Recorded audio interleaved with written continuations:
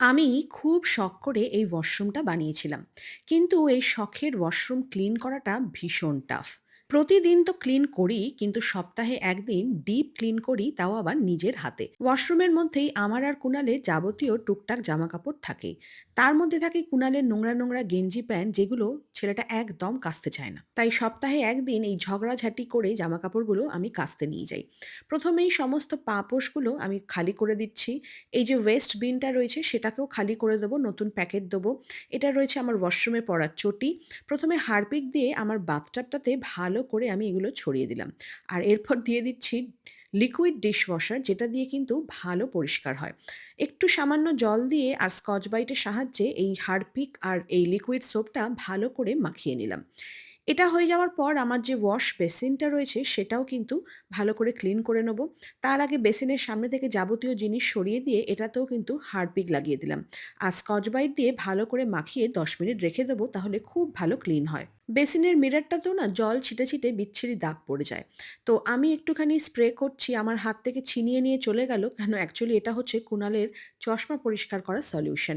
কিন্তু এটা দিয়ে না মিররগুলো ভীষণ পরিষ্কার হয়। আমি এখানেই দাঁড়িয়ে, দাঁড়িয়ে সাজগোজ করি, তাই আমার দুনিয়া স্কিন কেয়ার আর সাজের জিনিস কিন্তু আমার এই ওয়াশরুমেই থাকে। এই তাকগুলোকেও সমস্ত সরিয়ে, সরিয়ে পরিষ্কার করতে হয়। আর তারপরে ভালো করে ঘরের মতন ঝাঁট দিয়ে দিই। প্রতিদিনই একবার করে ঝাঁট দেওয়া মোছা হয়, কিন্তু আজকে আরেকবার দেব। এখানেই আমার hair dryer, straightener machine, curler সব থাকে। গুছিয়ে সুন্দর করে আবার একদম প্লেসে রেখে দিলাম। ১০ মিনিট হয়ে গেছে, এরপর ভালো করে জল দিয়ে ধুয়ে টাব আর বেসিনটাকে পরিষ্কার করে দিচ্ছি। সুন্দর ঝকঝকে আর সাদা হয়ে যায়। আবার আগের জিনিসগুলোকে সেরকমভাবেই গুছিয়ে, গুছিয়ে রেখে দিচ্ছি। আমার আবার এগুলো নিয়ে খুঁতখুঁতানি বাই রয়েছে। কুনাল এগুলো নিয়ে আমাকে যা তা বলে যে আমি নাকি ছুঁচি বাই। কিন্তু প্রত্যেকটা জিনিস নিজের জায়গায় রাখা আমার দেখতে ভালো লাগে, আর আমি কিন্তু এরকম কাজ করতেই অভ্যস্ত। যেগুলো সরিয়ে, সরিয়ে আমি ক্লিন করি সেগুলো মুছে পরিষ্কার করে আবার জায়গায় রেখে দিই। এমনকি আমার হেয়ার ব্যান্ডগুলো দেখো সুন্দর ক্লিপের মধ্যে আমি ঝুলিয়ে রাখি। প্রতিদিন যেভাবে ঘর ঝাঁট দেওয়া মোছা হয়, আমরাও কিন্তু আমাদের ওয়াশরুমটাকে এইভাবে ঘর ঝাঁট দিয়ে মুছে দিই। এরপর আবার প্যাকেট চেঞ্জ করে ডাস্টবিনটাকে রেখে দিলাম। ওডোনিল তো ওয়াশরুমে মাস্ট। এছাড়াও কিন্তু আমি ওয়াশ বেসিনে আর বাথটাবে দুটো করে ন্যাপথলিন দিয়ে রাখি। সুন্দর স্মেল দেয়।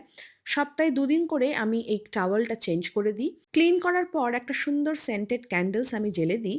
আর সবার শেষে একটুখানি রুম ফ্রেশনার। ডিপ ক্লিনিং এর পর ওয়াশরুম এত ঝকঝকে চকচকে হয়ে গেছে যে বালিশ বিছানা নিয়ে কিন্তু এখানে আরামসে শুয়ে পড়া যাবে। তো আমার তো ওয়াশরুম ক্লিনিং হয়ে গেল। বেশ লাগছে, কিন্তু কুনাল বলছে আমাকে নাকি এখন দেখতে পুরো পেঁচির মায়ের মতন লাগছে। কই বাত নেই, ১০ মিনিটে কিন্তু আমিও ঝকঝকে চকচকে হয়ে যাব। সবার আগে ফেসটাকে ক্লিন করে নেব, তাই আমি এখানে সুপার ফেয়ার ফেস ওয়াশ দিয়ে মুখটা ধুয়ে নিচ্ছি। এটা ধোয়ার পরেই মুখটা ইনস্ট্যান্ট গ্লো করতে আরম্ভ করে। আমি তো এটার পুরো ফ্যান একদম। মুখ ধোয়ার পর যেটা আমি করি সেটা সবাই জানো, সেটা কি? না, magic drop pack. Magic drop pack একদম সত্যি ম্যাজিক। জাস্ট মুখে লাগিয়ে রেখে 10 মিনিটস, তারপরে জল দিয়ে ধুয়ে নিলেই ম্যাজিকের মতনই দেখো গ্লো করছে। এরপর ফ্যাশ ফ্যাশ ফ্যাশ মানে যে হাইড্রা টোনারটা আমি ইউজ করি সেটার ভীষণ সুন্দর গন্ধ। টোনারটা স্কিনে শুকিয়ে গেলে আমি ম্যাজিক ড্রপ সেরামটা মাখার পরই কি সুন্দর স্কিনটা চকচক করতে থাকে। এই ওয়েদারটা কিন্তু ভীষণ মারাত্মক, তাই স্কিন কেয়ার একদম নেগলেক্ট করা যাবে না। তাই মুখে মেখে নিলাম দুধের স্বর মানে ম্যাজিক ড্রপ গ্লো ময়শ্চারাইজার।